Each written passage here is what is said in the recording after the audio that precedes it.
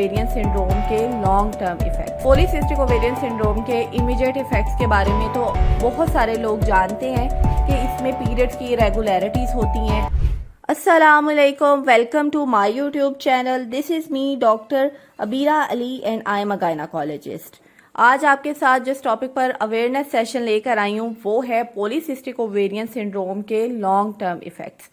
Polycystic ovarian syndrome के immediate effects के बारे में तो बहुत सारे लोग जानते हैं कि इसमें पीरियड्स की इरेगुलरिटीज होती हैं और एक्नी होती है, हेयर ग्रोथ एक्स्ट्रा हो रही होती है पूरी बॉडी के ऊपर, और इसके अलावा जो बॉडी होती है उसमें मेल हार्मोन्स की प्रोपोर्शन ज़्यादा हो रही होती है। लेकिन इसके जो लॉन्ग टर्म इफेक्ट्स होते हैं जो कई सालों के बाद शो होते हैं उनके बारे में बहुत कम लोग जानते हैं। तो पॉलीसिस्टिक ओवेरियन सिंड्रोम के लॉन्ग टर्म इफेक्ट्स डेफिनेटली होते हैं और बहुत सारी खवातीन जो पीसीओएस से सफ़र कर रही होती हैं वो जब इंटरनेट पर रिसर्च करती हैं या इसके बारे में पढ़ती हैं तो उनको पता चलता है कि पीसीओएस के लॉन्ग टर्म इफेक्ट्स भी हैं, और बाज़ औक़ात वो बहुत ज़्यादा परेशान हो जाती हैं क्योंकि वो पढ़ लेती हैं कि पीसीओएस उनको कई सालों के बाद कैंसर करवा सकती हैं। तो मुझसे भी वो कंसल्ट करती हैं कि क्या हमें भी कैंसर हो जाएगा खुदा ना खास्ता। तो आज की वीडियो आपको पॉलीसिस्टिक ओवेरियन सिंड्रोम के लॉन्ग टर्म इफेक्ट्स के बारे में अवेयरनेस देने के लिए है। वीडियो कंप्लीट देखिएगा, और अगर आप मेरे चैनल पर नए हैं तो चैनल को लाजमी सब्सक्राइब कीजिएगा और बेल आइकन को प्रेस करना हरगिज ना भूलिएगा। तो सबसे पहला लॉन्ग टर्म रिस्क जो कि पीसीओएस के पेशेंट्स में नजर आता है वो है डायबिटीज। इंसुलिन रेजिस्टेंस की वजह से पीसीओएस वाली खवातीन में से 50% लेडीज को 40 साल की उम्र तक पहुंचने से पहले ही या तो डायबिटीज हो जाती है या वो प्री डायबिटिक हो जाती हैं, क्योंकि दोनों का मैकेनिज्म सेम है। पीसीओएस में भी इंसुलिन रेजिस्टेंस होती है और डायबिटीज में भी इंसुलिन रेजिस्टेंस होती है। नंबर 2 पर लॉन्ग टर्म इफेक्ट जो कि पीसीओएस का नजर आता है वो है हार्ट अटैक।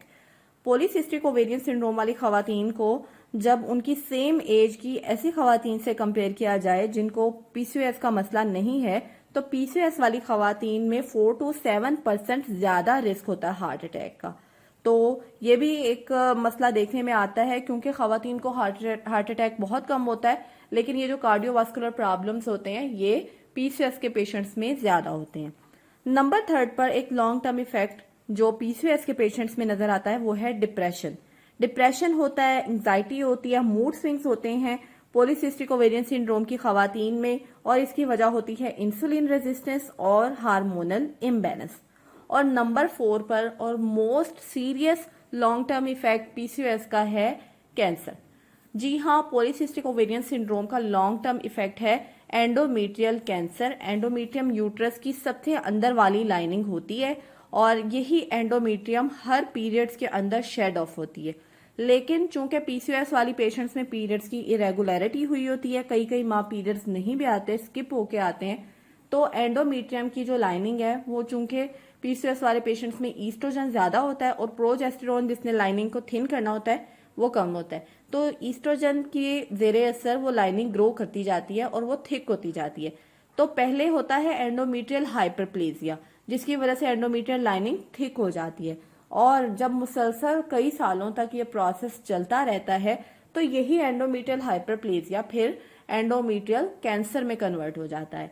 तो ये एक तशवीशनाक कंडीशन, आपको पता है कैंसर जो होता है वो परेशानी वाली बात होती है। तो इस स्टेज तक पहुंचने से पहले पॉलीसिस्टिक ओवेरियन सिंड्रोम को कंट्रोल करना बहुत ज़रूरी है, और पीरियड्स का हर माह रेगुलरली आना बहुत ज़रूरी होता है। और इसीलिए हम आपको सारे ट्रीटमेंट्स ऐसे बताते हैं, ऐसी टिप्स बताते हैं, ऐसी रेमेडीज बताते हैं और ऐसी मेडिकेशन बताते हैं जिन पर अमल करते हुए आप पॉलीसिस्टिक ओवेरियन सिंड्रोम को कंट्रोल कर सकती हैं और अपने जो पीरियड्स की रूटीन है उसको कंट्रोल कर सकती हैं।